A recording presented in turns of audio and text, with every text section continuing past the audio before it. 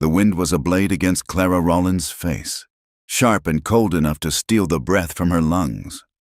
It whipped her black morning dress against her legs as she pushed the last shovelful of frozen earth onto the mound. The ground was stubborn, fighting the shovel with every push, just as it had fought to take her husband. Now it had him. James was gone, buried beneath a thin blanket of dirt that would soon be covered in snow. She stood alone at the crude grave, a solitary figure against the vast, unforgiving Wyoming sky. The few townspeople from Sage Hollow who had bothered to watch the burial had already retreated to the warmth of their homes. Their duty done, they had stood at a distance, their faces pinched with a mixture of pity and judgment. Clara could feel their unspoken words hanging in the frigid air. James Rollins had been a fool. He had pushed too hard, spoken too loud, and fought for a piece of land that a bigger man wanted. He had brought this trouble on himself, and by extension, on his wife. Clara felt nothing but a hollow ache where her heart used to be. The grief was a physical weight, pressing down on her shoulders, making it hard to stand. She and James had come west with dreams of a life built with their own hands, a life of freedom and promise. They had poured every cent and every drop of sweat into their small homestead, a patch of dirt that was now marked by a shallow grave. He had died defending it in a spray of gunfire that still echoed in her nightmares. Now she was a widow at 24, with no money, no family, and no one to turn to. Returning to the small, two-room cabin felt like walking into another grave. The silence was deafening. Every object held a memory of James, his worn hat hanging on a peg by the door, his half-finished cup of coffee still on the table, the scent of his tobacco lingering faintly in the air. The cold had seeped through the chinks in the logs, and the fire in the hearth had long since died. She was too tired, too empty, to even think of rekindling it. She sank onto their bed, the corn husk mattress rustling beneath her, and pulled a threadbare quilt over her body, not for warmth, but to hide from the emptiness that surrounded her. The next day brought the banker, a portly man named Mr. Henderson, whose sympathy was as thin as the winter sun. He cleared his throat, avoiding her gaze as he explained the legalities. The loan for the land was in James's name. With him gone, and no means to make the upcoming payment, the bank had no choice but to reclaim the property. He gave her 1 week. 1 week to dismantle a life, 1 week to pack up the remnants of a shattered dream. Desperation became Clara's constant companion. She tried to sell their meager possessions, hoping to gather enough coin for a stagecoach ticket, though she had no idea where she would even go. She laid out James's tools, the sturdy German steel axe he had been so proud of, the plow they had nearly starved to purchase. She offered the spare furniture, the rocking chair James had made for her, the small pine table where they had shared their meals. The neighbors came, but not to buy. They came to stare.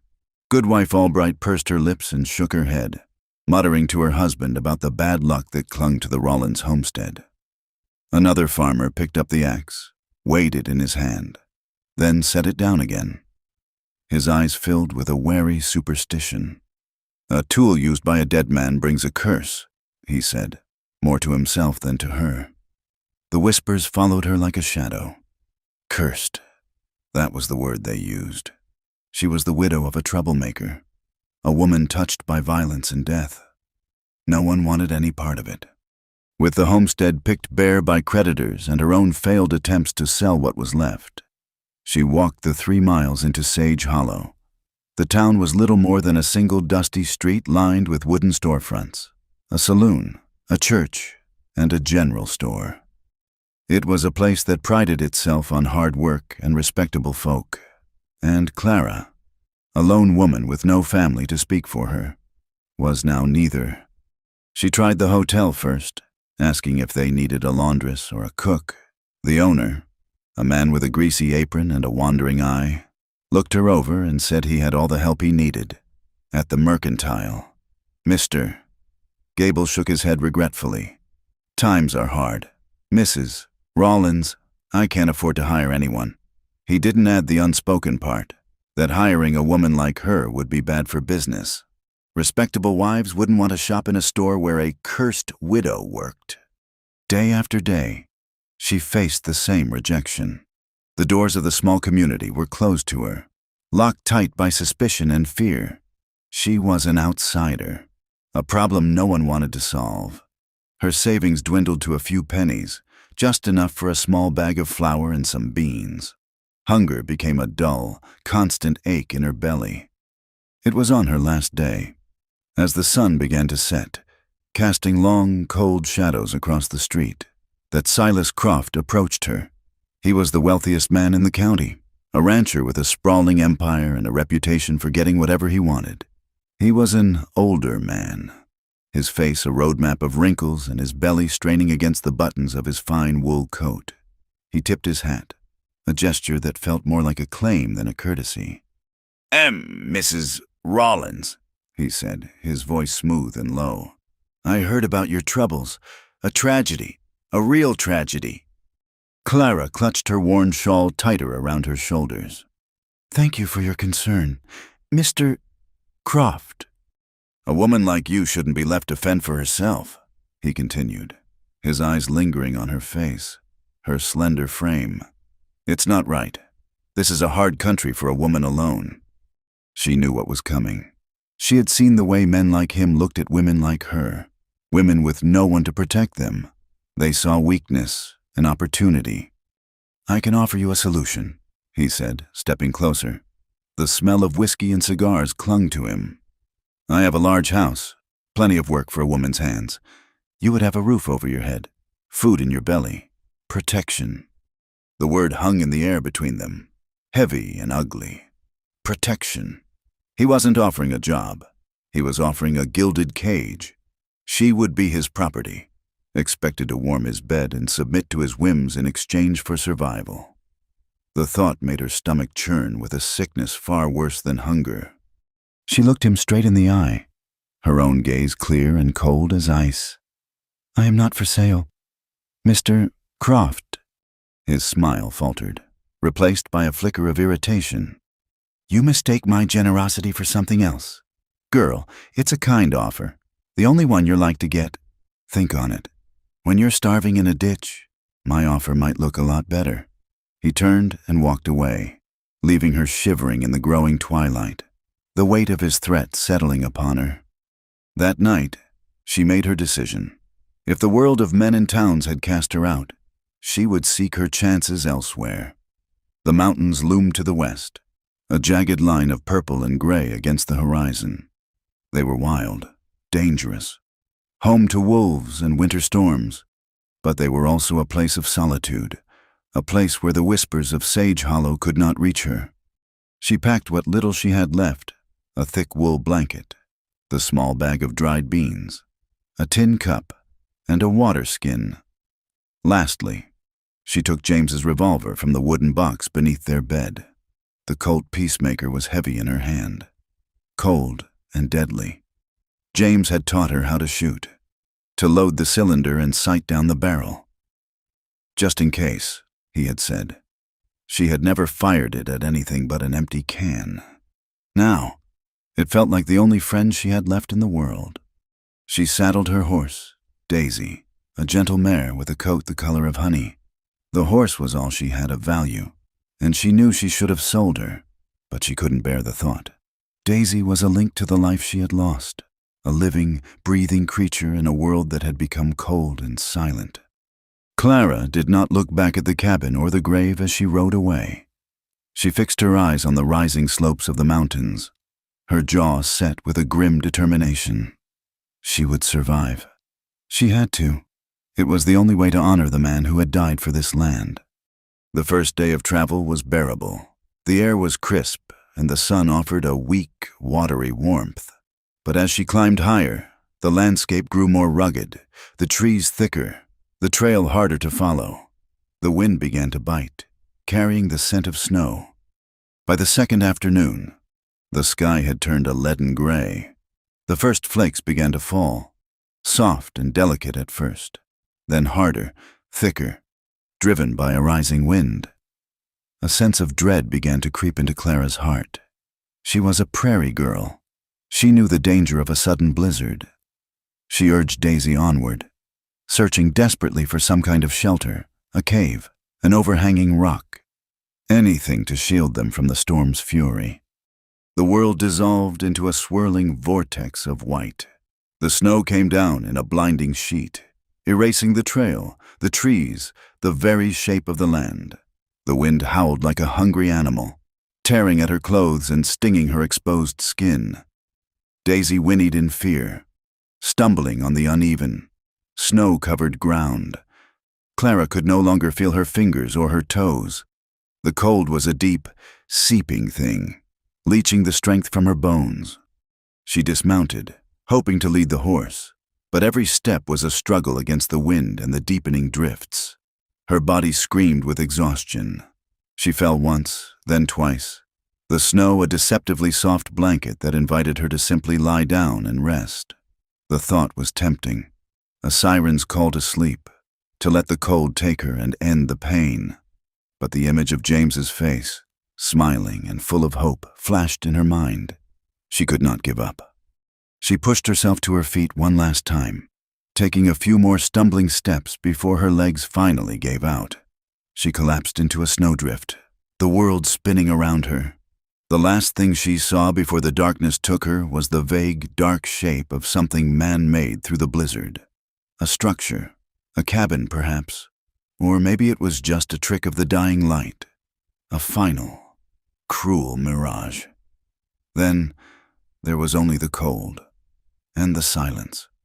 Warmth was the first thing she registered, a deep, penetrating warmth that seemed to be pulling her back from a great, cold distance. Then came the scent of wood smoke and roasting meat, a smell so rich and savory it made her empty stomach clench.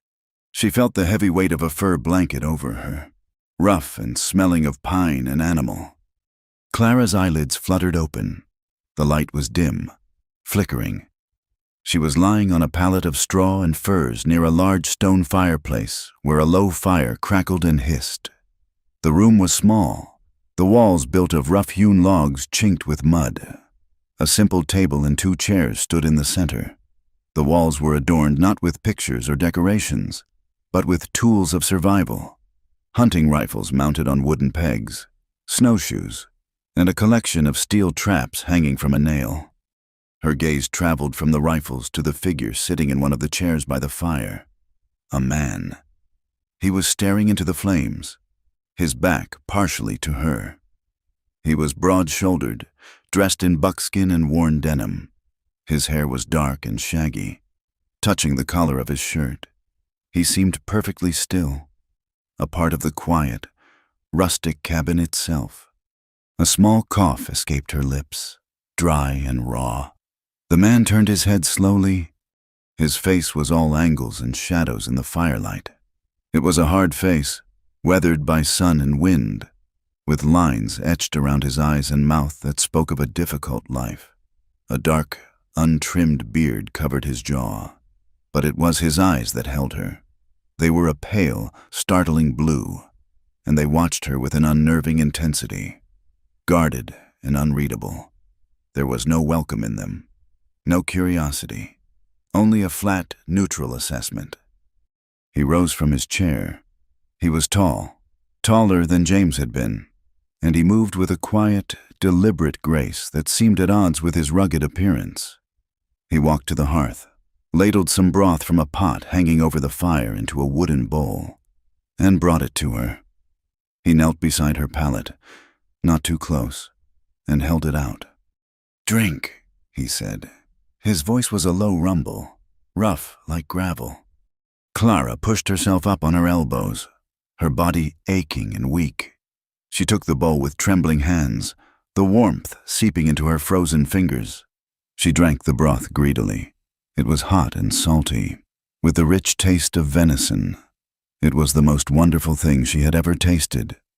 When she finished, he took the empty bowl from her without a word and returned to his chair by the fire. The silence stretched between them, broken only by the crackling of the logs. Clara's mind, slow and foggy, began to clear. She was in a stranger's cabin, a man who lived alone in the mountains, surrounded by guns. Every instinct screamed danger. "Where am I?" she asked, her voice raspy. "My cabin," he answered, not looking at her. Who are you?" He hesitated for a moment, as if the question were an intrusion. "Eli Carver." The name meant nothing to her. "You found me." "Found your horse first. You were half buried in the snow. Lucky I was checking my trap lines." He spoke in short, clipped sentences, offering no more information than was necessary. She pulled the fur blanket tighter around herself, her fear warring with a profound sense of gratitude. He had saved her life. But why? Men in this part of the country rarely did anything for nothing. She looked at his hands, resting on the arms of his chair. They were large and calloused, the knuckles scarred. They were the hands of a man who worked and fought. And deep within his guarded eyes, she saw something else, something buried and painful that he kept locked away. "The storm's not letting up," he said, his gaze still fixed on the fire. "Could last for days. You can stay until you're well enough to ride." It was not an invitation, but a simple statement of fact. He had rescued her from the storm, and he would give her shelter until it passed. After that, she would be on her own again. Clara lay back down, her head spinning. She was alive. She was warm, but she was not safe. She was trapped by the blizzard in a remote cabin with a hard, silent stranger, a man whose past was a complete mystery. She didn't trust him, not for a second, but as the wind howled outside, shaking the very walls of the cabin, she knew with a chilling certainty that she had nowhere else to go. The days that followed bled into one another, marked only by the shifting light through the cabin's single grime-streaked window. Outside, the world remained a maelstrom of white. The snow fell relentlessly, piling in great drifts against the door and walls, sealing them inside the small, smoky room. The isolation was absolute. For Clara, it was a slow return to life. The deep, bone-aching cold of the blizzard receded, replaced by the dull ache of muscles unused and the sharp pangs of a hunger that was finally being sated. Eli Carver remained a ghost in his own home. He was a creature of routine and silence. Each morning, before the sun had fully risen, he would be up, stoking the fire until it roared back to life. His movements economical and quiet. He would leave a plate of fried salt pork and a tin cup of bitter coffee on the hearth for her before pulling on his heavy winter coat and snowshoes and disappearing into the white wilderness.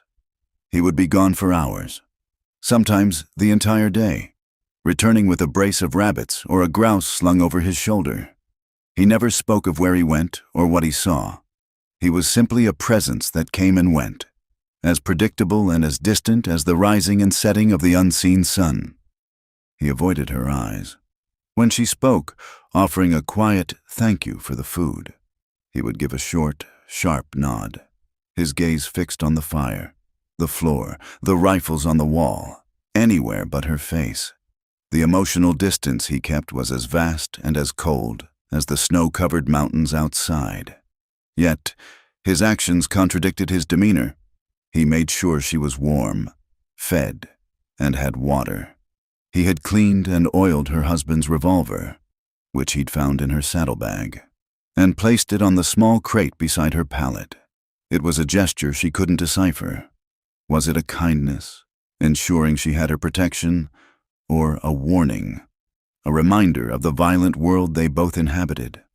As her strength returned, Clara could no longer bear the helplessness of lying on the pallet. She began to move about the small cabin, her steps tentative at first. She swept the rough plank floor with a broom made of bound twigs. She washed their few dishes in a bucket of melted snow. She took the rabbits he brought back and stewed them with the last of her dried beans, the savory aroma filling the cramped space and, for a moment, making it feel less like a prison and more like a shelter. Eli accepted her contributions with the same stoic silence, But she noticed he ate the stew she prepared, every last bite. One evening, while Eli was outside splitting the last of the wood he'd hauled in before the storm, a gnawing curiosity finally overwhelmed her caution.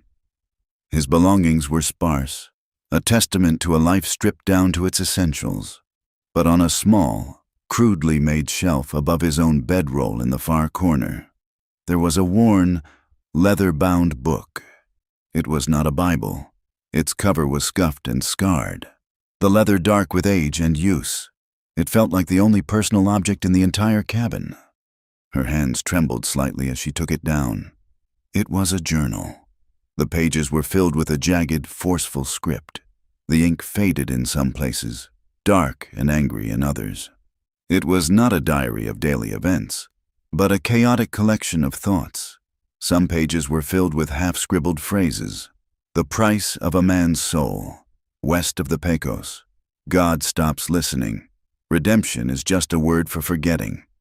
Interspersed with the words were drawings, sketched with a startling skill. She saw the grim, gaunt faces of men, maps of canyons and riverbeds, and, more disturbingly, sketches that looked like battlefields. She saw the layout of a dusty street, with X's marking positions in doorways and on rooftops. It was the cold geometry of a gunfight. Then she found the list. It was a list of names, perhaps a dozen of them. Henry Sloan, Marcus Thorne, the Miller brothers. Each name was written in that same aggressive hand, and beside each one was a date. And through every single name, a thick, dark line had been drawn, crossing them out with a finality that sent a shiver down her spine. These were not debts paid. This was a ledger of death. Her suspicion hardened into a near certainty. Eli Carver was no simple trapper or mountain man. He was, or had been, a gunslinger, a man who lived by the revolver and whose past was littered with crossed-out names. She closed the journal, her heart pounding a frantic rhythm against her ribs, and quickly put it back on the shelf just as she heard the crunch of his boots in the snow outside the door. She scurried back to the hearth, her mind reeling. The man who had saved her life was a killer. The knowledge was terrifying. Yet it explained so much: the guarded eyes, the haunted silence, the rifles on the wall. He was a man hiding from a life she could barely imagine. A new kind of tension began to grow in the cabin, thicker and more potent than the silence that had preceded it. It was an awareness of each other that was both awkward and intensely charged. Clara found herself watching him, studying the way he cleaned his rifle with methodical precision, the fluid strength in his shoulders as he chopped wood, the deep lines on his face when he thought she was not looking, and sometimes, when she was stirring the stew or mending a tear in her dress by the firelight, she would feel the weight of his gaze on her.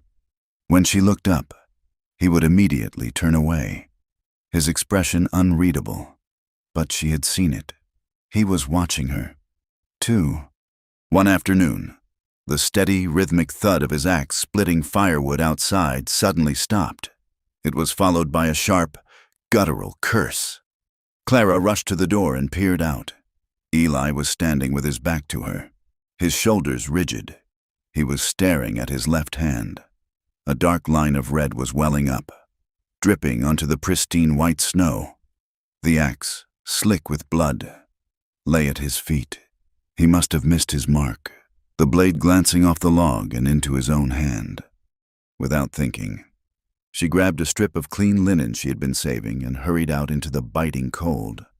"Let me see," she said, her voice firm. He turned, a dark scowl on his face. "It's nothing." "It is not nothing. You are bleeding all over the snow," she insisted, reaching for his hand. He flinched, pulling back as if her touch might burn him. But she was persistent, gently but firmly taking his large, calloused hand in her own. The cut was deep, a nasty gash across his palm. The sight of his blood made her feel a strange, protective surge. "Come inside," she ordered, her tone leaving no room for argument. He followed her, a reluctant giant, and sat heavily in the chair by the fire while she fetched the bucket of clean water. She knelt before him and began to clean the wound. His hand was rough and scarred, a map of a hard-lived life. Yet, as she worked, she could feel the tension in him, the tight control he held over himself. Her fingers, small and gentle against his, worked methodically, washing away the blood. Their closeness was a palpable thing. She could feel the heat radiating from his body, smell the scent of pine and cold air that clung to him. She was keenly aware of his breathing, of the way his chest rose and fell. She wrapped the linen tightly around his palm, her head bowed to her task. When she finished, she tied the knot and her fingers lingered for a second too long on his wrist. She looked up, and for the first time, he did not look away. His pale blue eyes met hers, and in their depths, she saw a flicker of something she had not seen before, not anger, not indifference, but a raw, aching vulnerability. It was as if the wound in his hand had opened a crack in the armor around his soul.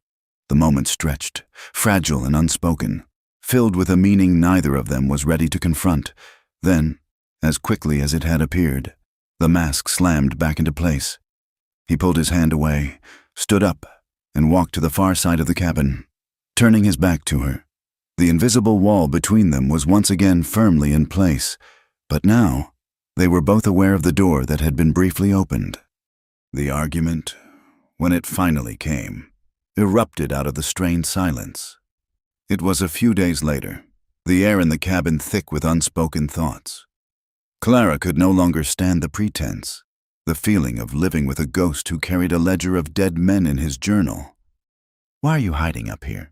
she asked abruptly, her voice sharp.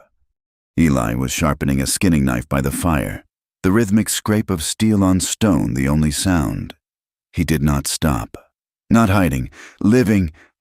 "There is a difference," she shot back, her frustration boiling over. "You barely speak. You disappear for hours. You live like a man with no name." She took a breath. "I saw your journal, Eli." The scraping stopped. He set the knife and stone down on the hearth with slow, deliberate care. He still did not look at her. "You had no right. And you had no right to leave me wondering if the man who saved my life might also be the man who ends it." The words were out before she could stop them, harsher than she intended. He finally turned to face her, his eyes blazing with a cold fire. "If I wanted you dead, woman, you would have been dead in the snow.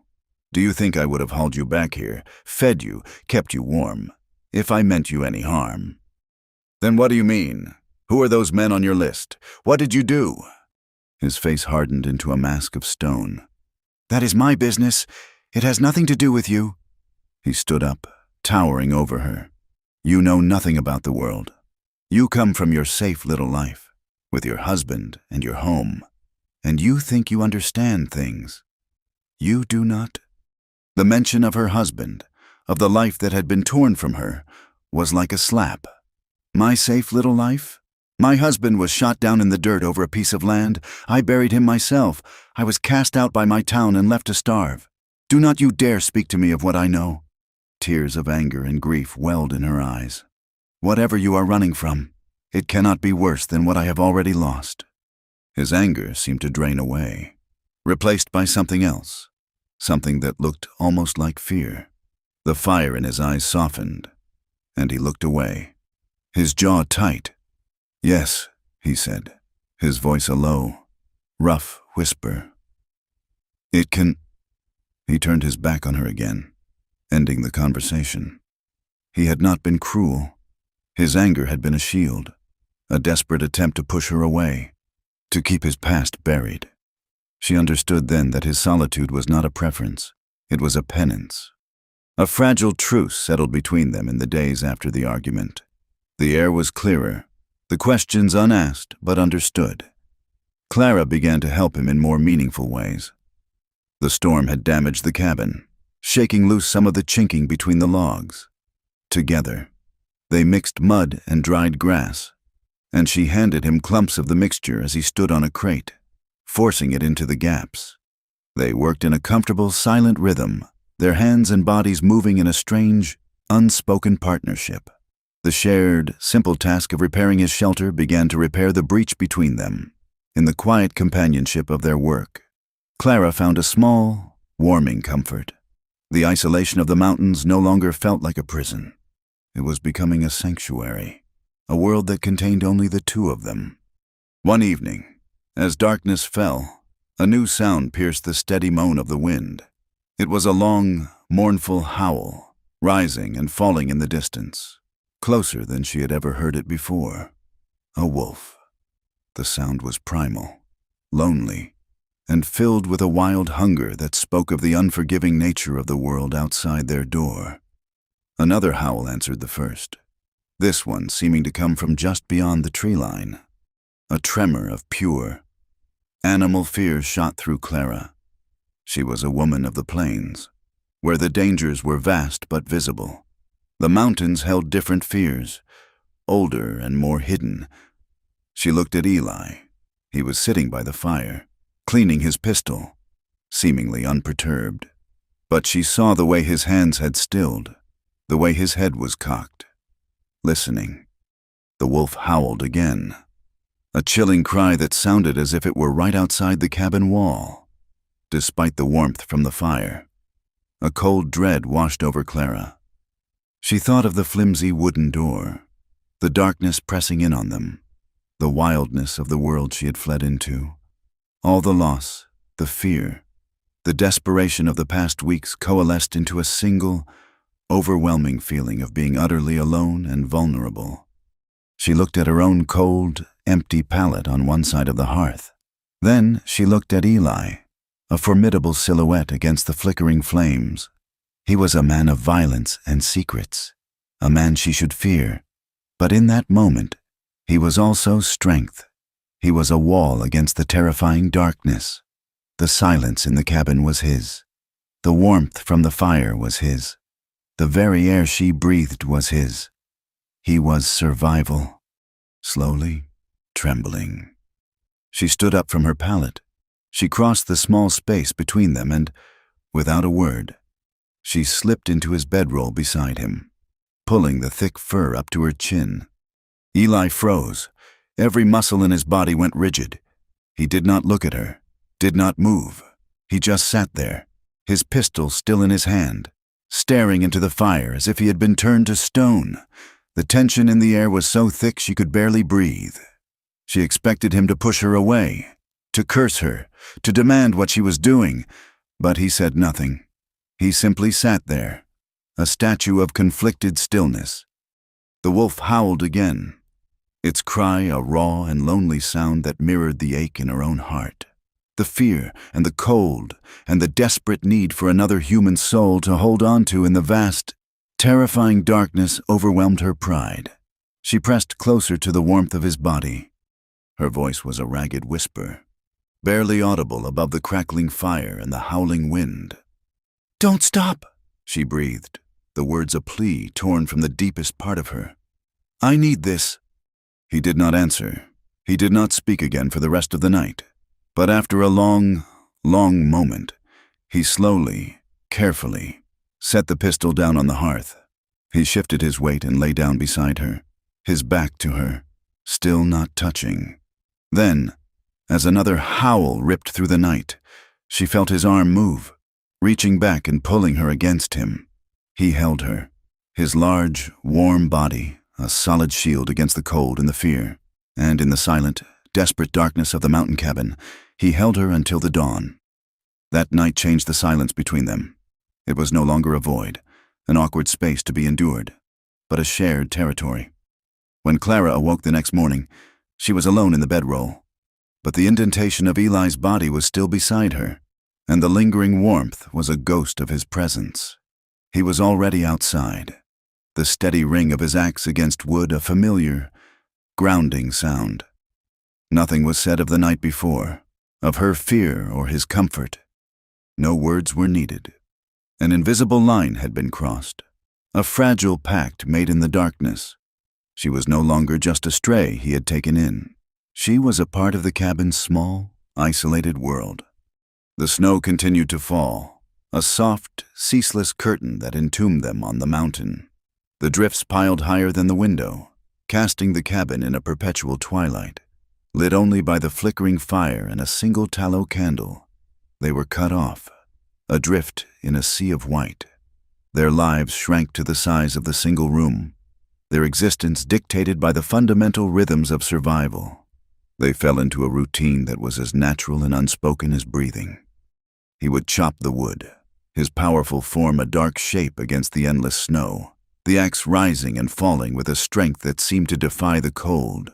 She would haul in the buckets of snow to melt for water, her arms aching, but her spirit resolute. He would hunt and trap, returning with frozen, fur-covered offerings that she would then transform into their sustenance. She would skin the rabbits and dress the birds, her hands, once soft, becoming chapped and capable. She learned to cook over the open fire, making thick, savory stews that filled their bellies and warmed them from the inside out. They moved around each other with a quiet, practiced grace. She knew the way he took his coffee, black and scalding. He knew that she would always save a piece of hardtack to gnaw on in the late afternoon. They shared the long silences, but now they were comfortable, punctuated by the small sounds of their life together, the scrape of a spoon against a bowl, the rustle of a fur blanket, the whisper of the flames in the hearth. In this shared quiet, she began to see the man beneath the hardened exterior. She saw the gentleness in the way he handled his hunting dog, a lean hound named Blue that lived in a small lean-to outside. She saw the focus in his eyes as he mended a tear in his leather gloves, his large, scarred hands surprisingly nimble. He was a man of immense control, of deep, buried feelings that only surfaced in fleeting glances or a tightening of his jaw. One day, when the sky cleared to a brilliant, painful blue and the sun glittered on the snow, Eli announced he was going to fish. Their supply of salted meat was running low. Clara, desperate for a reprieve from the cabin's dim interior, insisted on coming with him. He resisted at first, his usual gruffness returning. "It is no place for a woman. The ice is thick, the wind is sharp." "I am stronger than I look," she countered, her chin set stubbornly. "And I will go mad if I have to stare at these four walls for another day."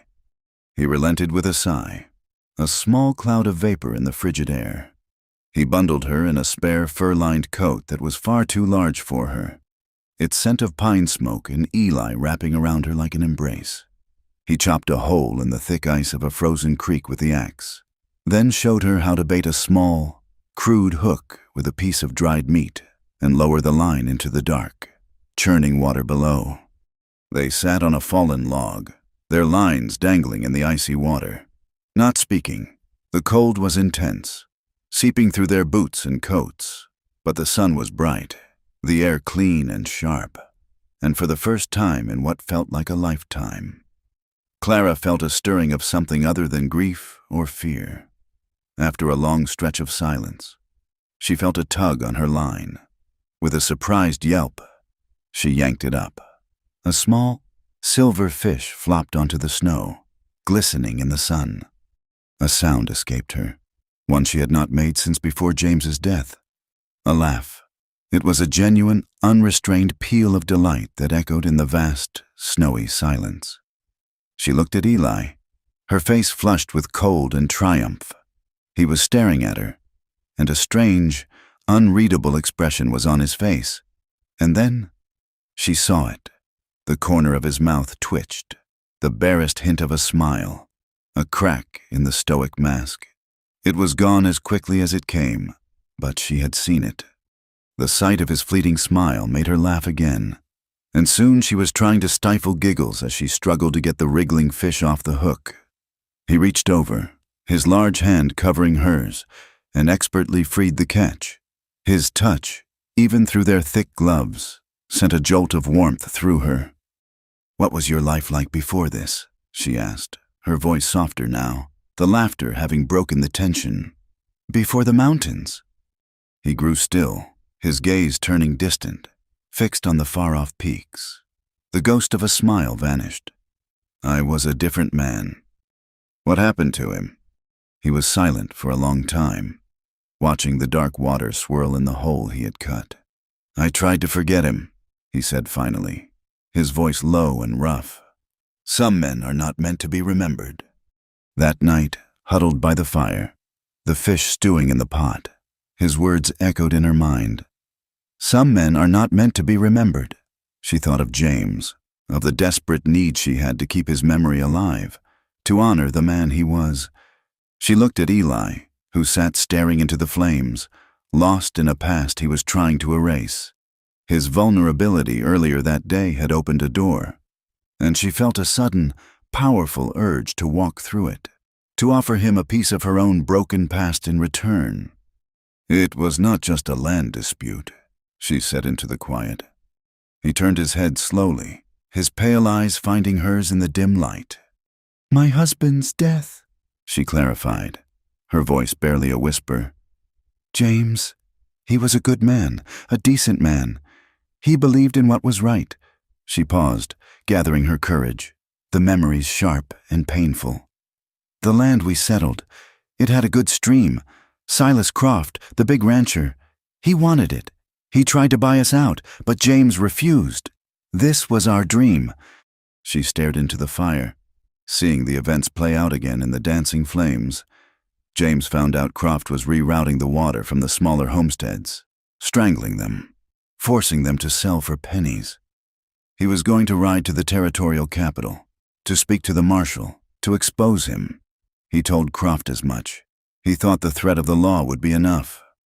Her voice cracked, and a single tear traced a path down her cheek. The next day, Croft's men came. They said it was about the boundary line. It was an excuse. It was not a fair fight. Eli, there were 3 of them. They shot him down while he was standing in his own doorway. They murdered him.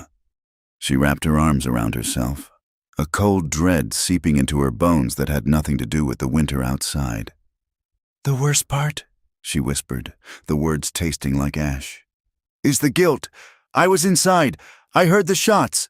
By the time I got to him, he was gone, and all I can think is, why him? Why not me? He was the strong one, the brave one.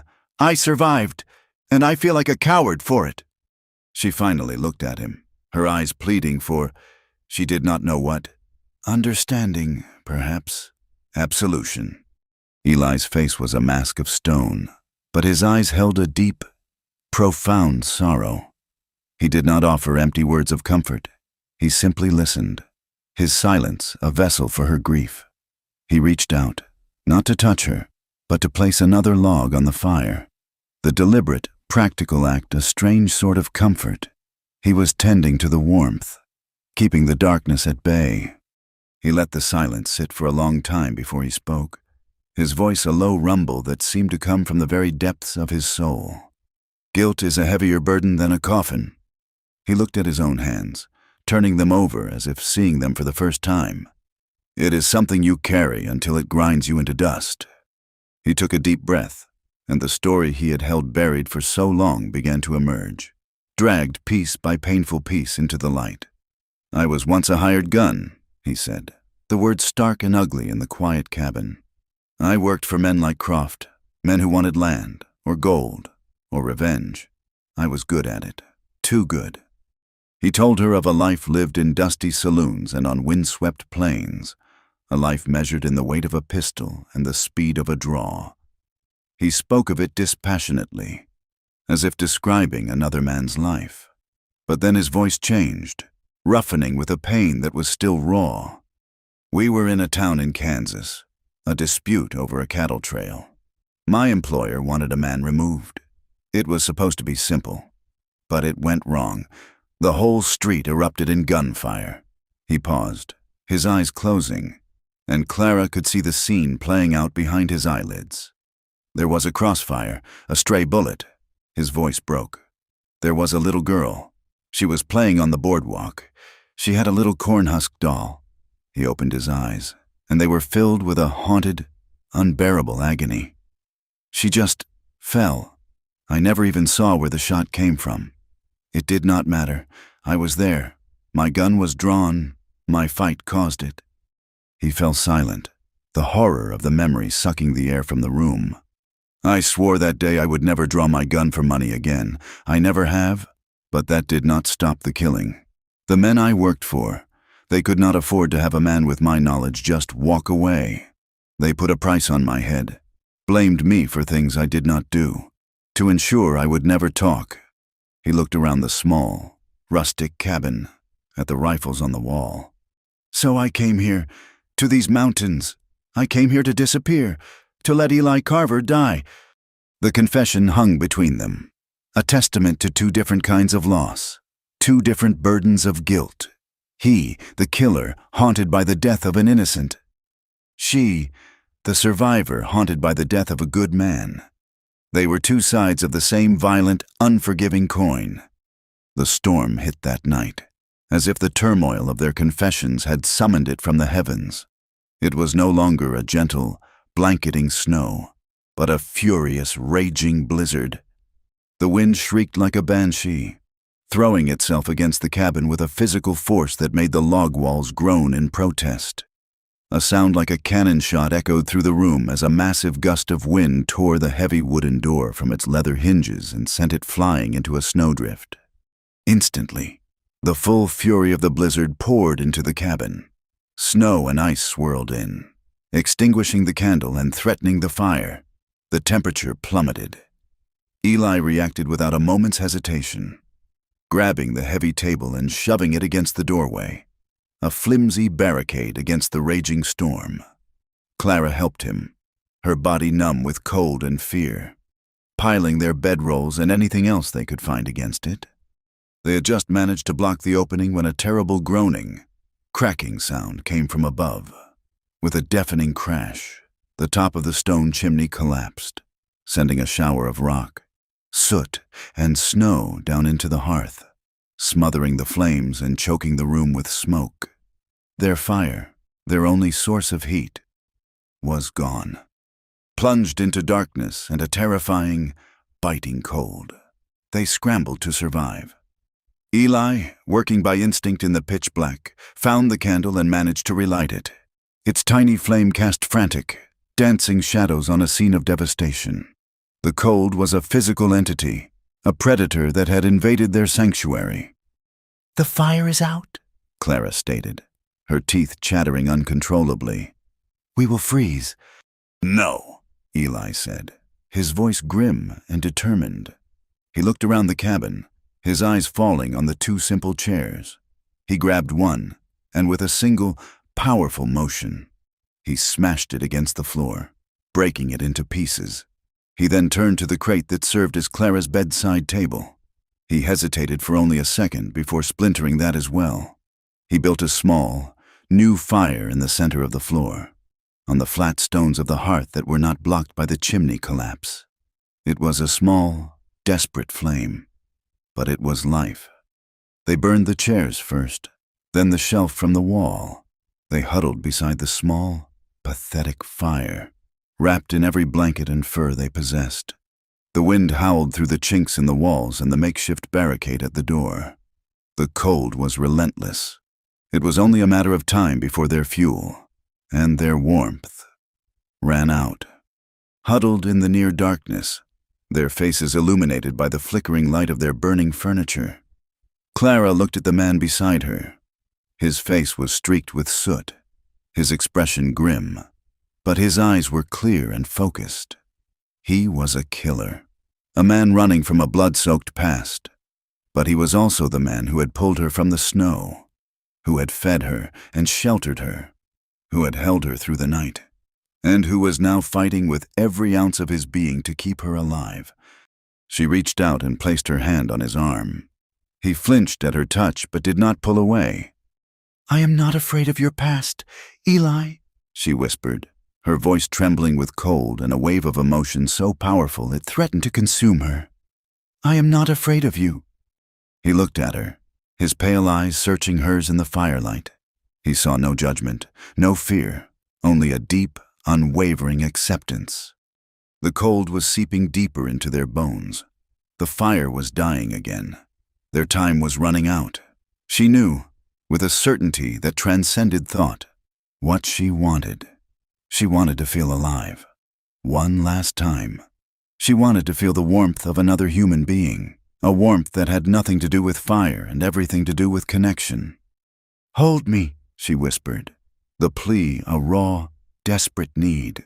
"Please, hold me." He looked at her for a long moment, the firelight reflecting in his haunted eyes. Then, he nodded slowly. He fed the last of the splintered wood into the flames and then turned to her. He gathered her into his arms, pulling their shared blankets around them. His embrace was hesitant at first. Then it tightened with a desperation that matched her own. In the heart of the storm, beside a dying fire, surrounded by the remnants of their shattered shelter, they came together. It was not a gentle or romantic coupling. It was slow, aching, and raw. It was a collision of two wounded, lonely souls reaching for something warm in a world that had grown impossibly cold. Their movements were guided by a desperate, unspoken need to feel, to connect, to affirm that they were still alive. His touch was not that of a practiced lover, but of a man relearning a forgotten language. Her response was not that of a coy maiden, but of a woman claiming her own survival. Illuminated by the guttering candle and the embers of their last fire, they made love. It was not perfect. It was real. It was two broken hearts finding a fragile, fleeting solace in the arms of another. A desperate, defiant act of life in the very face of death. Spring did not arrive with a grand announcement. It came in whispers. It began with the sound of dripping water, a steady, rhythmic plink-plonk from the icicles melting on the eaves of the cabin. Then came the smell of damp earth, a rich, loamy scent that pushed through the sterile cold of winter. The creek, once silent and frozen, began to murmur and then to roar, its voice growing stronger each day as it threw off its shackles of ice. Birds returned, their songs a startling intrusion into the profound quiet Clara and Eli had shared for months. The thaw changed the world inside the cabin as much as it did the world outside. The perpetual twilight gave way to bright, clear sunlight that streamed through the window, illuminating the dust motes dancing in the air and the new lines of comfort etched around Clara's eyes. They ventured further from their shelter, their world expanding with the receding snow. Together, they gathered the first tender green shoots of wild onions and fiddlehead ferns. He taught her which roots were good to eat and which mushrooms would kill a person before they finished their meal. They worked to repair the ravages of the winter. The roof needed new patches of sod, and they worked side by side, passing the heavy squares of earth up the ladder Eli had fashioned. He moved with an easy strength, and she found herself watching the play of muscles in his back, the way his dark hair fell across his brow. There was a new ease between them, a physical language that had replaced their sparse words. A brush of his hand against hers as they reached for the same tool, the way he would steady her on the rickety ladder with a firm grip on her waist. These small moments were charged with the memory of that night in the storm, an intimacy that was now a permanent, unspoken part of the air they breathed. Their life was a fragile thing, a small bubble of peace in a harsh world, and they both knew it. But in the warmth of the spring sun, it was easy to pretend their bubble was impenetrable. The intrusion came on a Tuesday, a day like any other. Clara was scrubbing a pot by the creek when Eli's hunting dog, Blue, let out a low growl from the edge of the woods. A moment later, a man emerged from the trees, leading a tired-looking mule laden with traps and furs. He was wiry and old, his face a leathery mask of wrinkles, with a beard stained yellow by tobacco juice. He raised a hand in a gesture of peace. "Howdy, folks," he called out, his voice a gravelly croak. "Jebediah's the name. Been trapping this range for nigh on 30 years. Did not expect to see a homestead tucked back this far."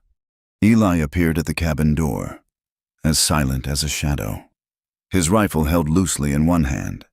His body was relaxed, but his eyes were not. They were chips of ice, instantly assessing the old man. "You are a long way from the usual trails," Eli said, his voice flat. That I am.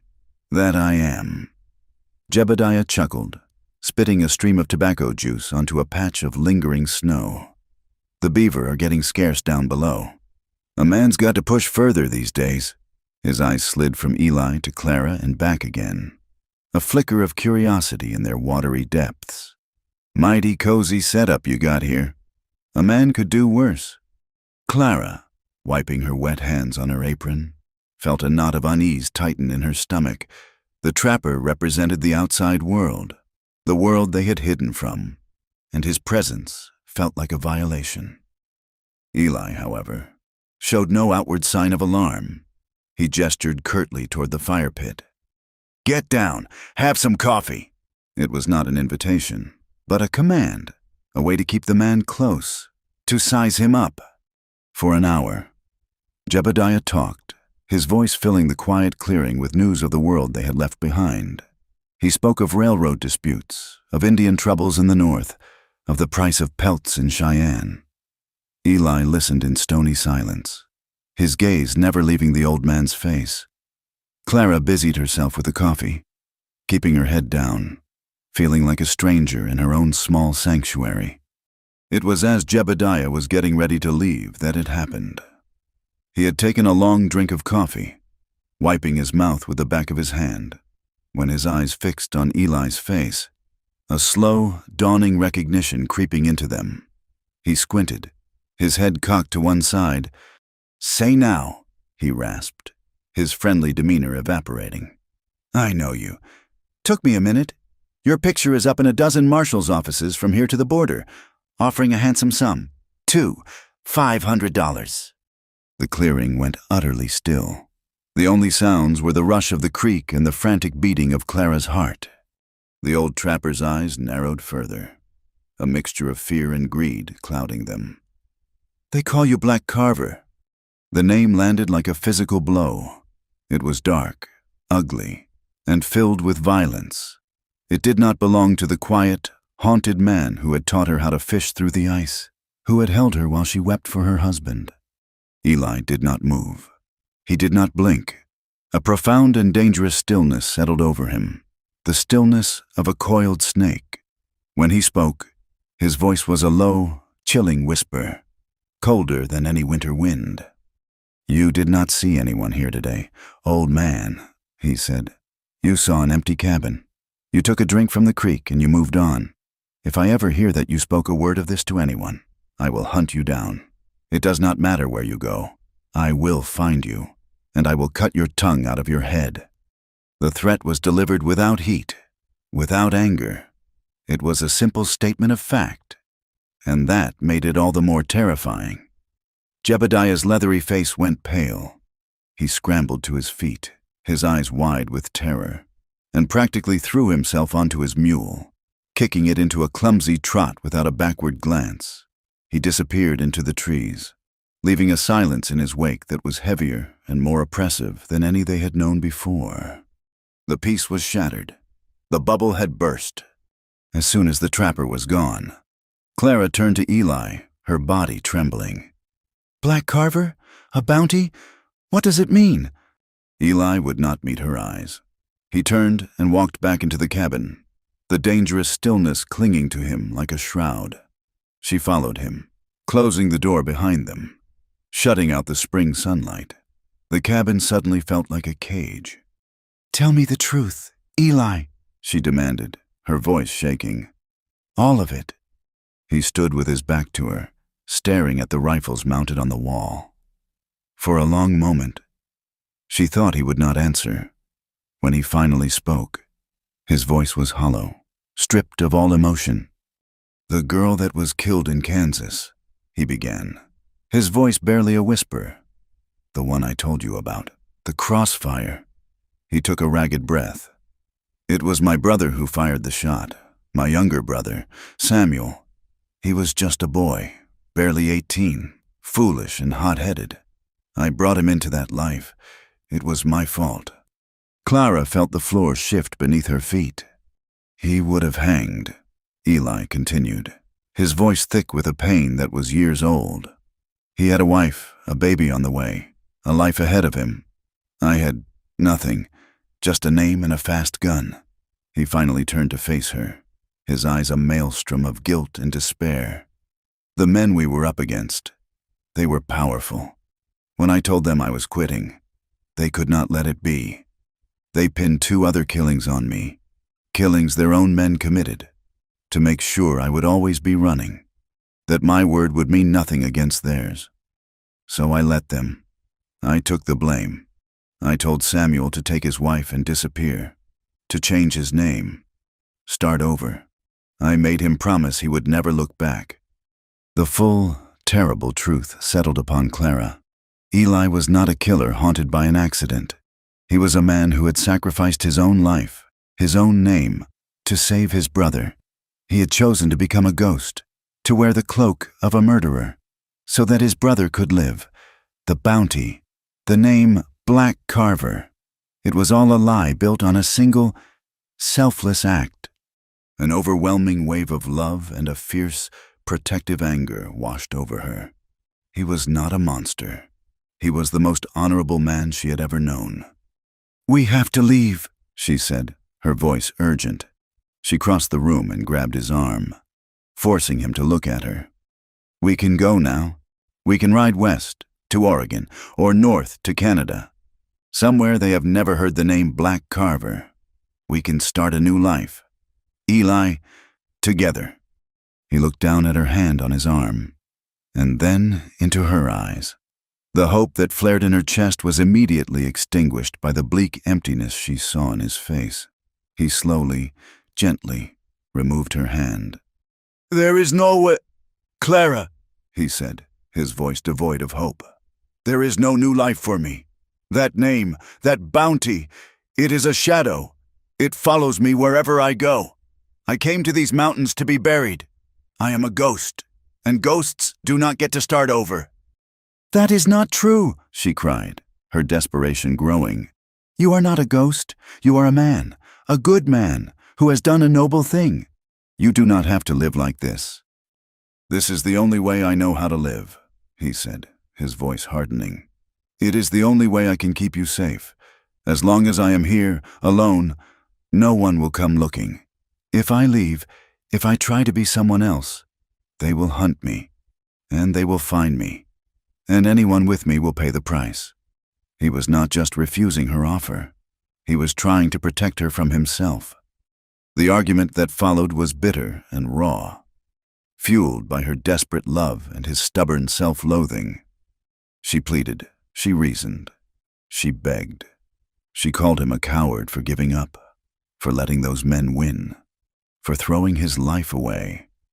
He countered with a cold, hard realism, telling her she was a naive fool, that she knew nothing of the world he came from, a world where a man's life was worth less than the price of a bullet. "I have seen what that world does to good people," she sobbed, tears of frustration and heartbreak streaming down her face. "It took my husband. I will not let it take you, too." "It already has," he said, his voice flat and final, in a last, desperate attempt to break through the wall he had built around his heart. She stood before him, her small frame trembling, and spoke the 3 words she had been holding inside for weeks. "I love you, Eli." The words hung in the air between them, fragile and powerful. She searched his face for any sign, any flicker of response.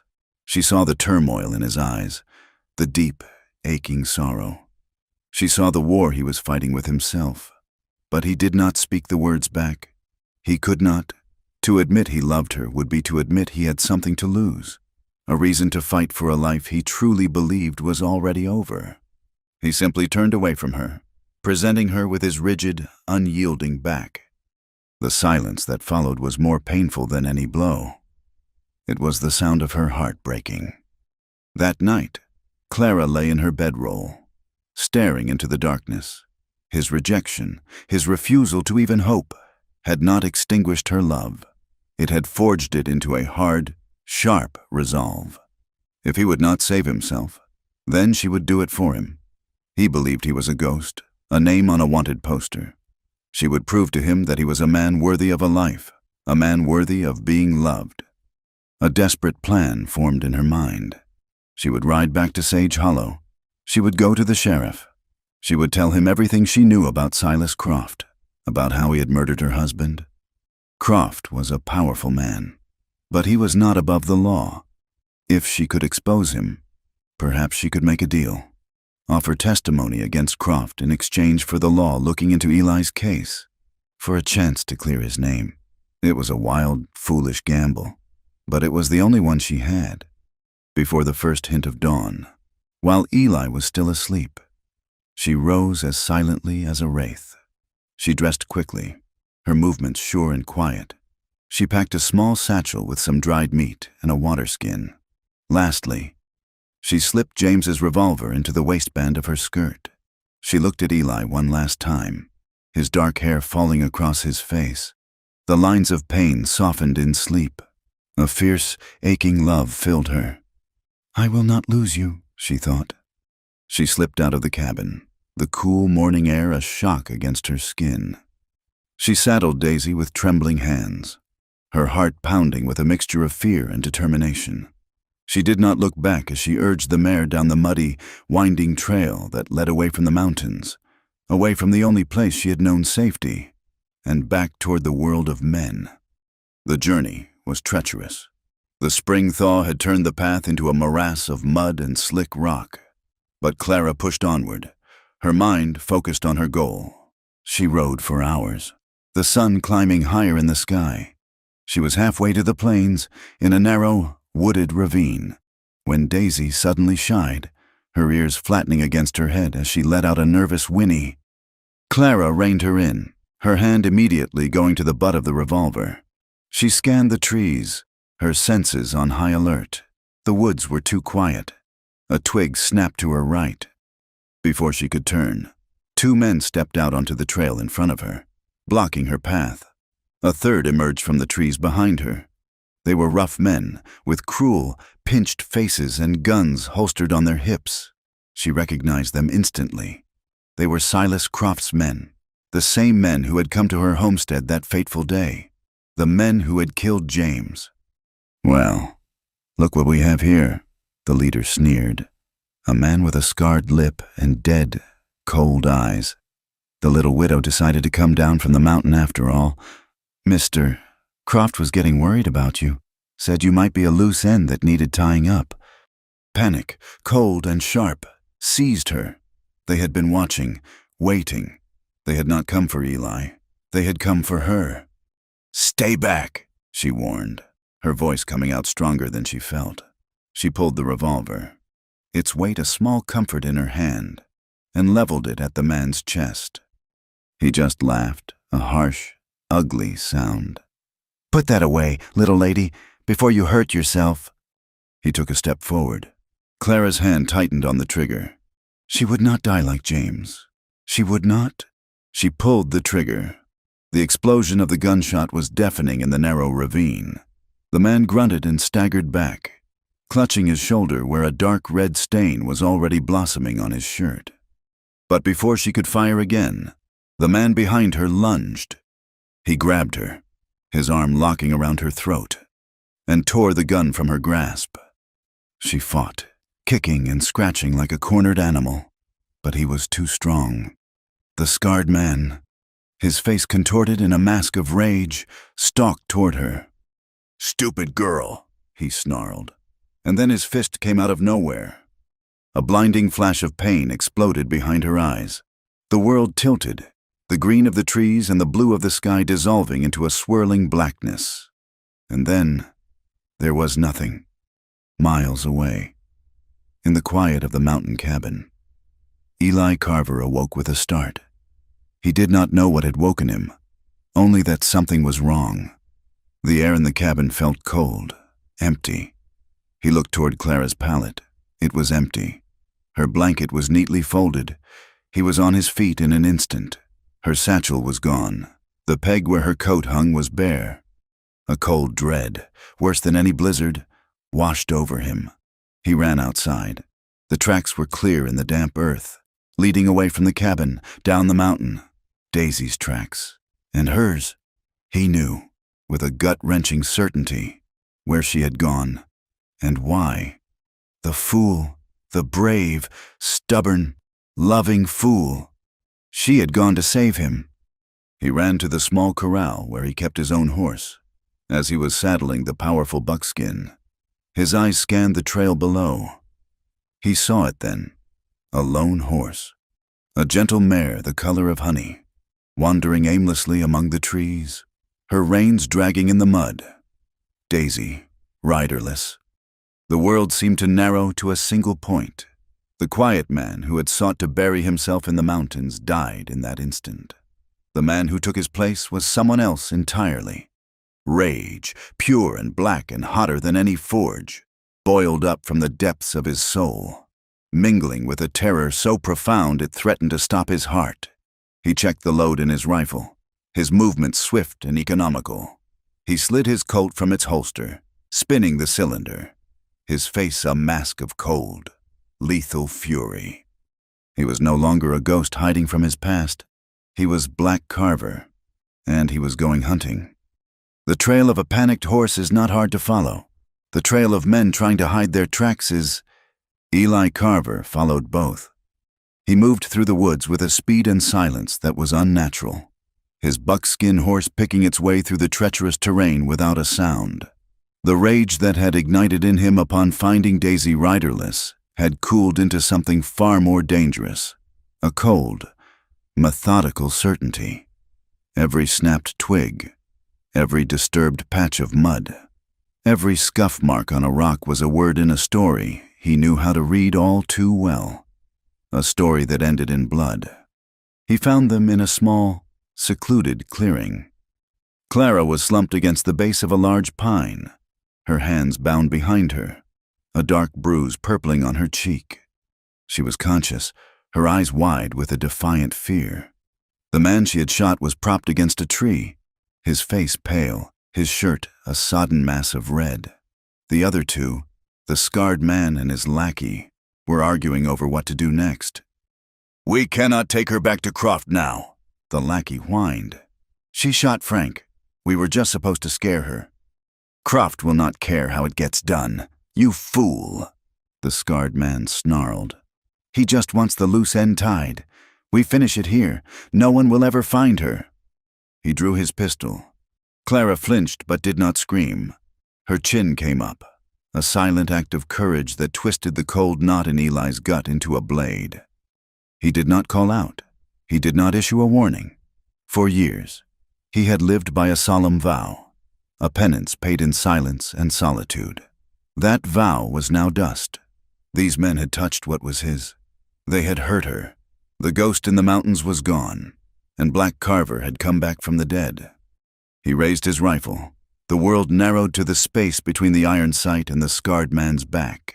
He squeezed the trigger. The crack of the rifle shot was like a thunderclap in the clearing. The scarred man jerked, a look of profound surprise on his face, before he pitched forward into the dirt, a neat dark hole between his shoulder blades. The second man spun around, his pistol clearing its holster, his eyes wild with panic. Eli was already moving, sliding from his horse. The rifle dropped, the Colt seeming to leap into his hand from its holster. The years of disuse fell away. The muscle, the instinct, the cold calculus of violence. It was all still there, a terrible and familiar part of him. Two shots rang out in quick succession, so close they almost sounded like one. The lackey's shot went wide, kicking up dirt near Eli's feet. Eli's did not. The man grunted, a red flower blooming on his chest, and collapsed in a heap. Silence descended, thick and ringing. The only sounds were the panicked breathing of the wounded man and the soft whisper of the wind in the pines. Eli stood over the bodies, the smoke curling from the barrel of his Colt, his face a mask of cold fury. He had just broken the oath that had defined his life for nearly a decade. He had killed again, and he felt nothing but a grim, hollow satisfaction. Then, his eyes found Clara. She was staring at him, not at the dead men, but at him. Her expression was not one of fear of him, but of awe and a deep, gut-wrenching terror for him. He walked toward the last man, the one Clara had shot in the shoulder. The man was trying to crawl away, his face a mask of agony and fear. Eli kicked the man's gun out of his reach and stood over him. "Who sent you?" Eli's voice was a low growl, unrecognizable. "Croft," the man gasped, cradling his shattered shoulder. "Silas Croft. He wanted the widow silenced. Please, do not kill me." Eli stared down at the pathetic, whimpering man. The rage inside him screamed for one more death, one more pull of the trigger to erase this filth from the world. But then he looked at Clara again. He saw her face, her beautiful, bruised face, and he saw the fear in her eyes. Not for herself, for his soul. He holstered his pistol. "Get on your horse," he said, his voice cold. "Ride back to your master. You tell Silas Croft that Clara Rollins is under my protection. You tell him if he or any of his men ever come near her again, I will burn his entire ranch to the ground with him inside it. Now go." The man scrambled away, half crawling, half running to his horse, and fled without a backward glance.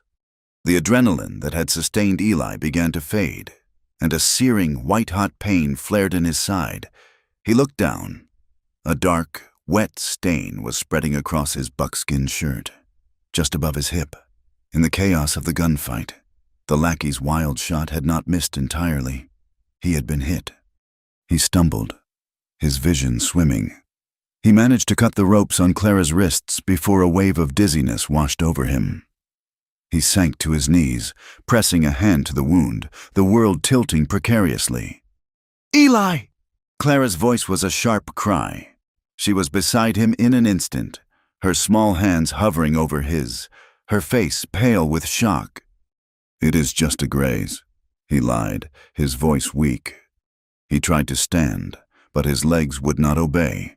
The ground rushed up to meet him, and the last thing he saw before the darkness claimed him was Clara's face, her eyes wide with a fierce, terrifying determination. Clara had never known she possessed such strength. It was the strength of desperation, of a love so fierce it bordered on madness. Eli was a dead weight, his tall, powerful frame utterly limp. Getting him onto his own horse was a monumental struggle, a battle of leverage and will that left her gasping for breath, her muscles screaming in protest. But she did it. She tied him to the saddle to keep him from falling, and then, leading his horse and her own, she began the grueling journey back up the mountain. Every step was an agony of fear. She watched the dark stain on his side spread, watched the sweat bead on his pale brow. He was burning with fever, muttering names she did not recognize. Samuel, Maria, ghosts from the past he had tried so hard to bury. She talked to him, a constant stream of whispers and pleas. "Stay with me. Eli, do not you dare leave me. You are not a ghost. You are not allowed to become one. I will not let you." She pushed on through the afternoon and into the twilight, her body numb with exhaustion, her mind a singular point of focus, the cabin, the sanctuary.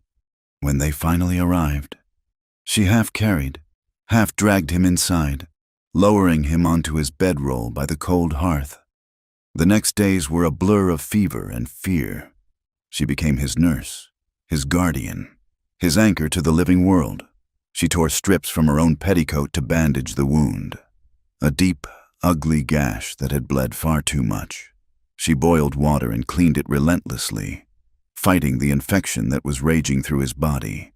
She kept a fire going day and night, using the last of their wood, then breaking apart the remains of the table for more fuel. She coaxed broth and water between his parched lips. She sat by his side, bathing his face with cool cloths, her hand never far from his, as if her touch alone could tether him to life. In the depths of his fever-induced delirium, the walls he had so carefully constructed around his heart crumbled. He spoke of Kansas, of the dust and the blood. He cried out for the little girl with the corn-husk doll. He whispered his brother's name with an aching tenderness. Clara listened to it all, absorbing his pain, his guilt, his profound sacrifice. She was no longer just his lover.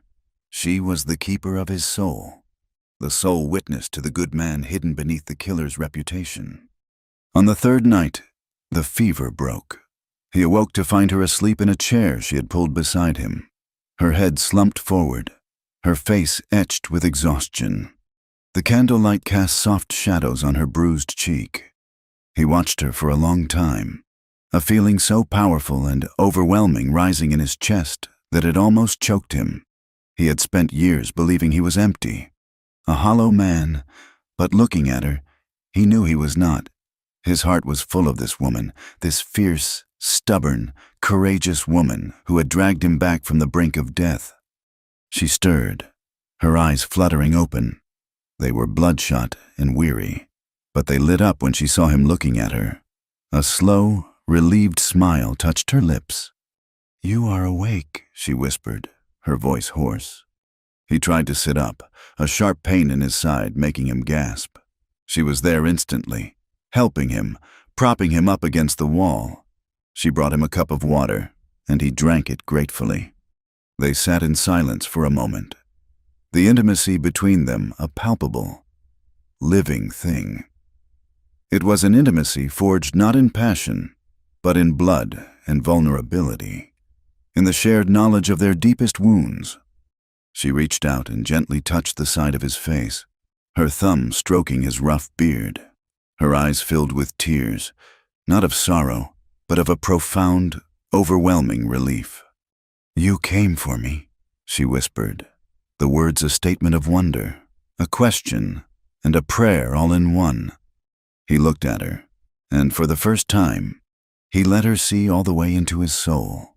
He let her see the love he had tried so hard to deny, the fierce, protective devotion that had driven him to break his most sacred vow. The words came from a place deeper than thought, a place of pure, undeniable truth. "I always would." He healed slowly. Clara tended to him with a gentle patience, her presence a constant, reassuring warmth. As his body mended, so did his spirit. The bleak despair that had been his constant companion for years began to recede, replaced by a fragile, tentative hope. They talked for hours, filling the small cabin with their stories, their fears, their dreams. He told her about his brother, Samuel, and the life he had hoped he was living. She told him more about James, and the simple, happy life they had planned before Silas Croft's greed had destroyed it all.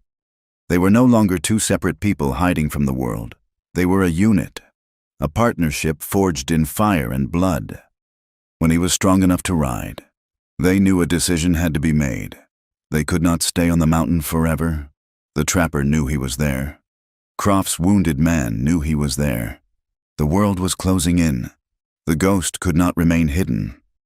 "We could still run," Clara said one evening, though her voice lacked conviction. "We could go to Oregon." Eli took her hand, his thumb tracing patterns on her skin. "Running is what almost got you killed," he said, his voice firm. "I have been running for 10 years. It stops now. We go back together." "Together," she repeated, a fierce hope blooming in her chest. They rode into Sage Hollow 2 days later. They did not sneak in under the cover of darkness. They rode down the center of the main street in the bright light of midday, their heads held high.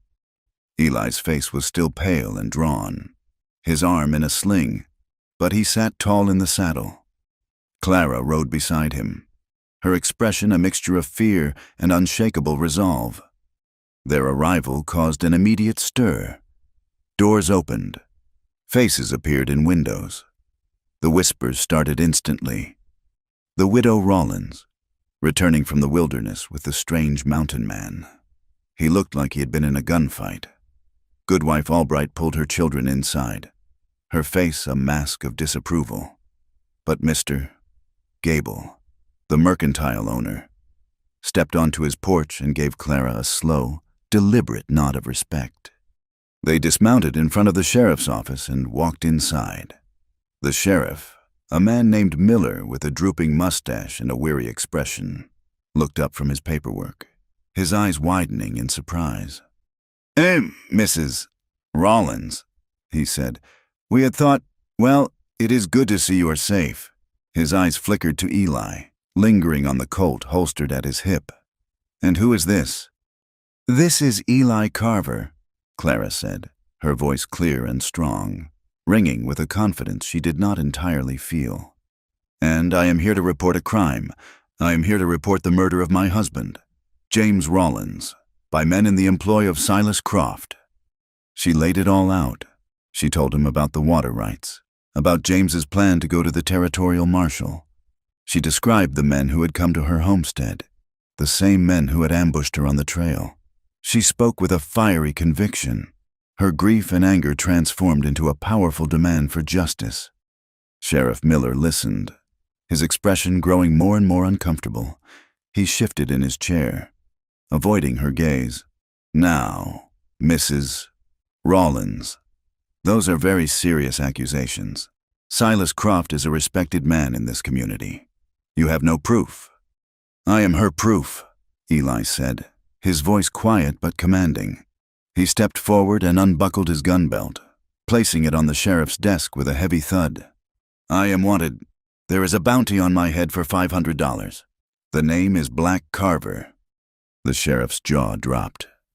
"The murders I am wanted for in Kansas were committed by men working for the same kind of people as Silas Croft," Eli continued, his voice steady. "Men who believe they are above the law. I took the blame to protect my brother. I have been silent for 10 years. I will be silent no longer. My name is Eli Carver, and I will testify, under oath, to everything I know about the corruption that runs these territories, starting right here in Sage Hollow.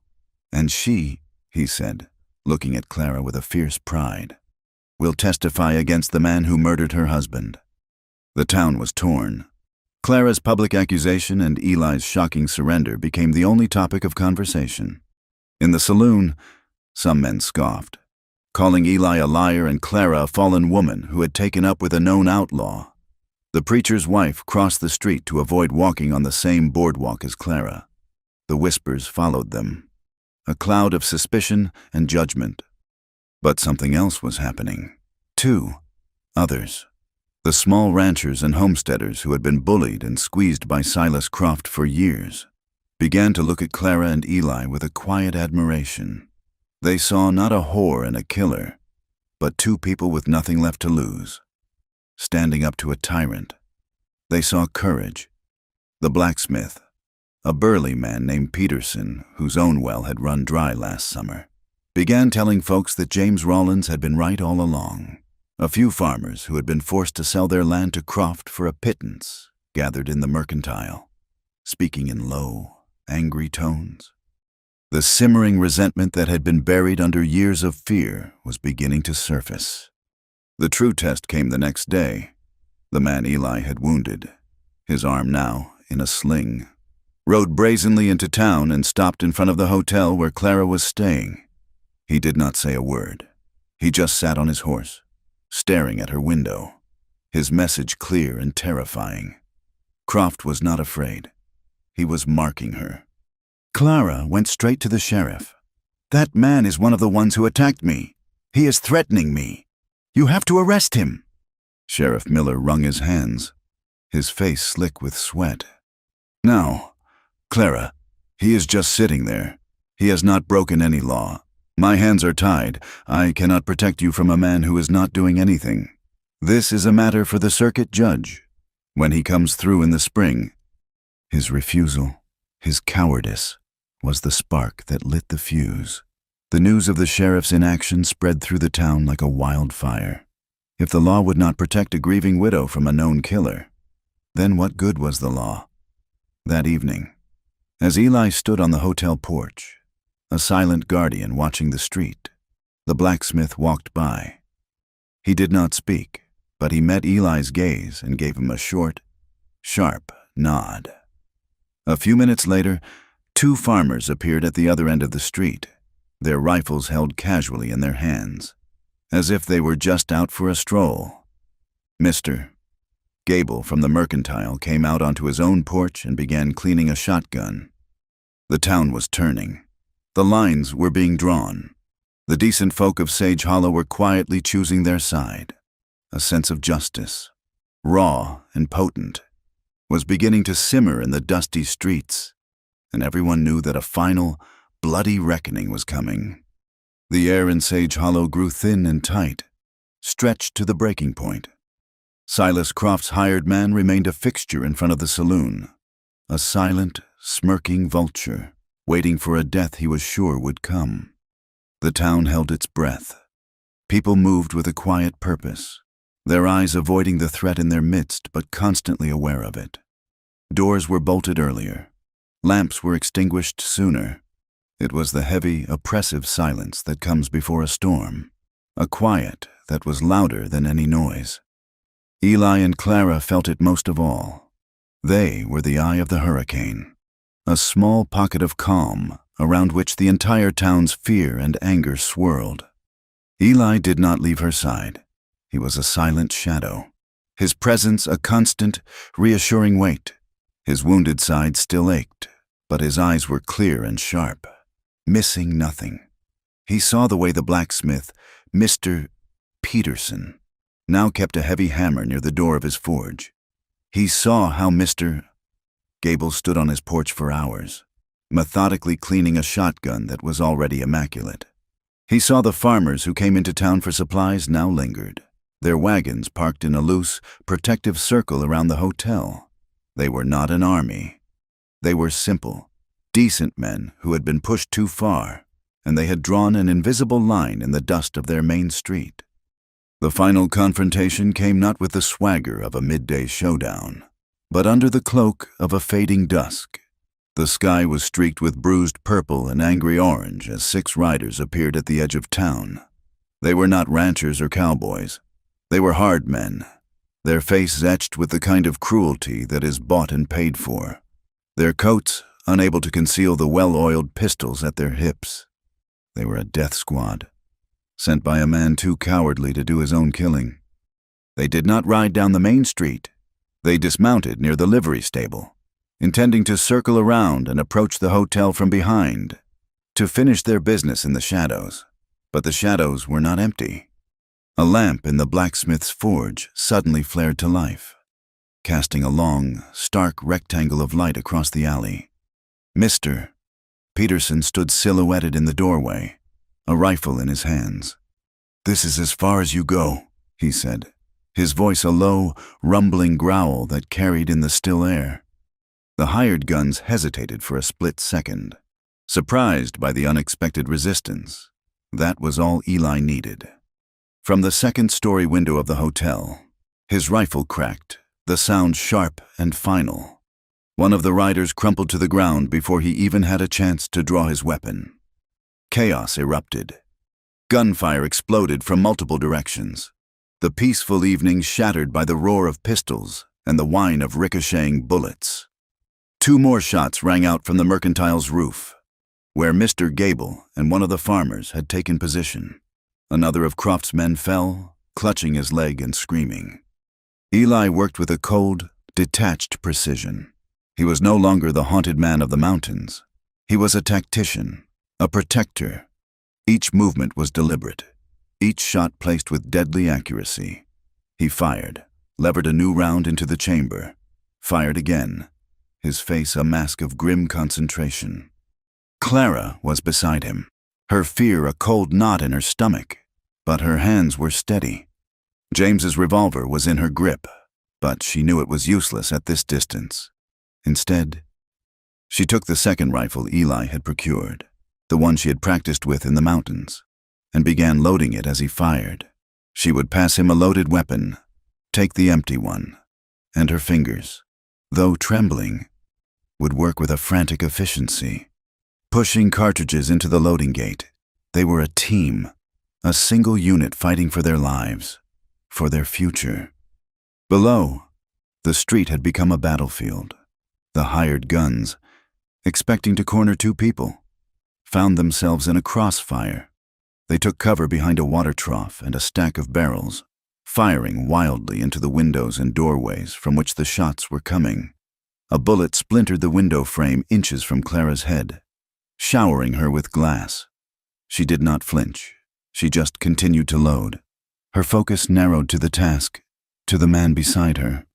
One of the gunmen made a desperate run for the cover of the livery stable. From the hotel porch below, Clara saw a flash of movement. It was Mr. Gable's wife, a small, stern woman Clara had always been afraid of. Standing in the doorway with an old fowling piece, she fired, and the running man went down in a clumsy heap. The tide had turned.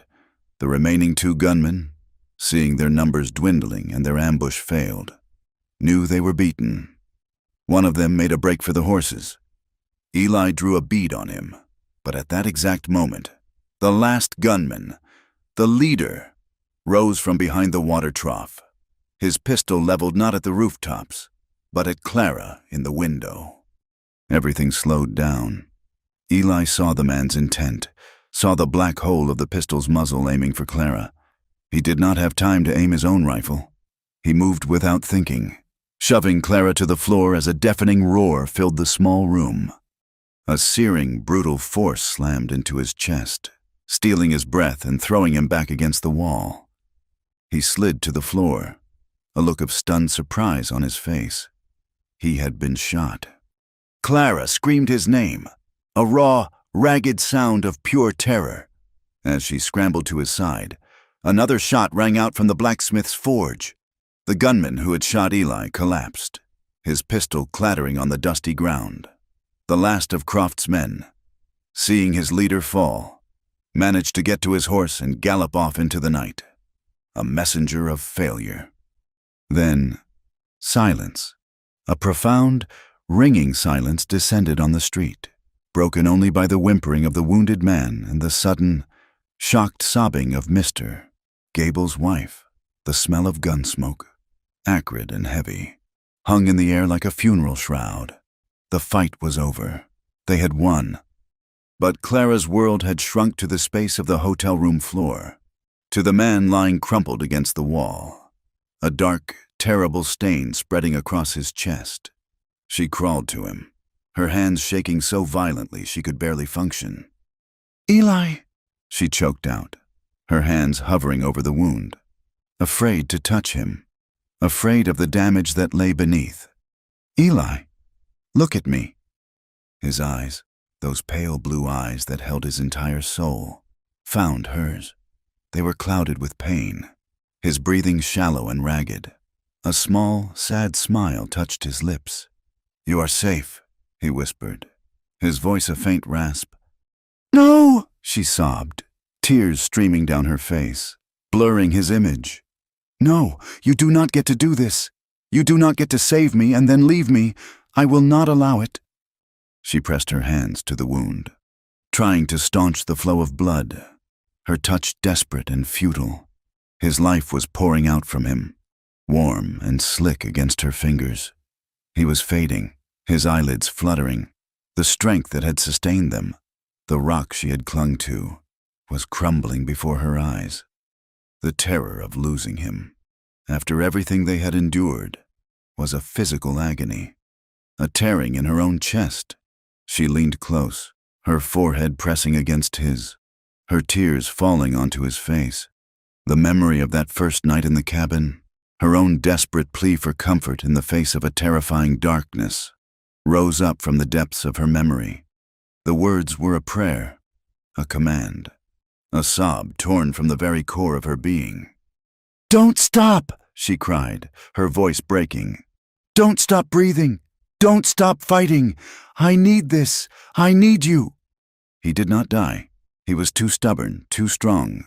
Or perhaps her desperate plea had reached him in the gray twilight between life and death and called him back. The town doctor, a man with gentle hands and whiskey on his breath, dug the bullet from his chest and declared that it had missed his heart by a miracle's inch. His survival was a testament to his own resilience and to Clara's unwavering care. She did not leave his bedside for a week, sleeping in a chair, her hand holding his. The town, now bound to them by shared battle and spilled blood, rallied around them. Goodwife Albright, her face etched with a newfound respect, brought broths and clean linens. Mr. Gable posted one of the farmers outside the hotel as a permanent guard. Silas Croft had been beaten, his power broken by the courage of ordinary people. He disappeared from the county 2 days after the gunfight, his ranch left to his creditors, his reign of fear over. Weeks later, when Eli was finally strong enough to walk on his own, his arm in a sling and his steps still slow, they returned to the mountains. The journey was not an escape this time, but a homecoming. The air was sweet with the scent of pine and new blossoms. The world felt clean, washed new. The cabin stood as they had left it, a silent testament to their harsh winter. The chimney was a pile of rubble, the doorway a gaping hole. But it was not a ruin to them, it was a foundation. Together, they rebuilt it. It was slow, hard work. Eli, with his one good arm, directed and advised, while Clara, her hands now calloused and strong, did much of the physical labor. She learned to mix mortar for the chimney, to set logs, to plane a piece of wood until it was smooth. They worked in a comfortable, easy silence, their movements a practiced dance of partnership. He would watch her, a look of profound love and admiration on his face, and she would catch his eye and smile, a genuine, happy smile that reached all the way to her soul. The cabin that rose from the damage was stronger than the one that had stood before. It was no longer a place of exile, a refuge for a ghost. It was a home, built with their own hands, cemented with their shared survival. The town did not forget them. As autumn began to paint the aspens gold, Mr. Gable rode up the mountain trail with a wagon full of supplies. A new stove, glass for the window, sacks of flour and sugar. It was a gift, he said, from the people of Sage Hollow, an apology and a welcome. They began to split their time, spending weeks at the cabin in the quiet solitude they both cherished, and weeks in town, rejoining the community that had claimed them as its own. The whispers about them did not vanish entirely, but they faded, losing their venom, becoming just another part of the town's history.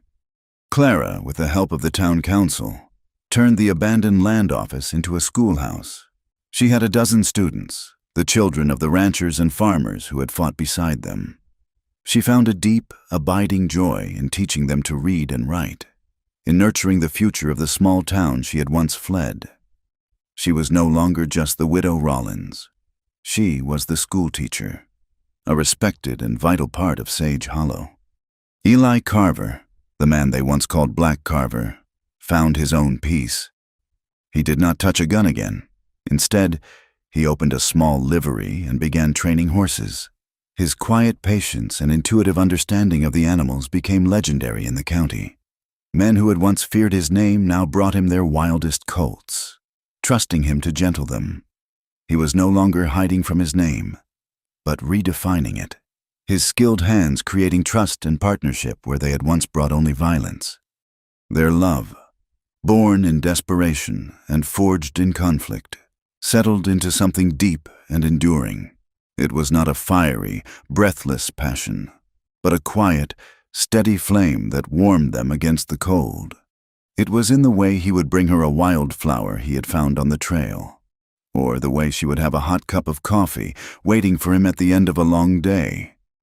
It was a partnership built on a foundation of shared scars and absolute trust. One evening, years later, they sat in their rebuilt cabin outside. The first snow of the season was falling, thick, silent flakes blanketing the world in white. A fire roared in the rebuilt chimney, casting a warm, golden glow on the room. The rifles were gone from the walls, replaced by shelves of books and a few of Clara's pressed flower arrangements. The air smelled of wood smoke, baking bread, and peace. Eli sat in a comfortable chair he had built himself, and Clara sat on the floor, her back resting against his legs, her head on his knee. He stroked her hair, his touch gentle, his scarred hands a familiar comfort. The snow fell, muffling the world, creating a perfect, profound silence. They did not need to speak. The silence was no longer empty or haunted. It was full of everything they had overcome: the grief, the fear, the violence, the fight for their lives. It was full of the quiet joy of their schoolhouse, the gentle nicker of the horses in the corral, the warmth of the fire, and the steady, beating rhythm of their two hearts. Finally, truly, at home. Thank you so much for listening to our story. We would love to connect with you. So please comment with where you are listening from. Subscribe to our From Wild West channel and share your thoughts in English.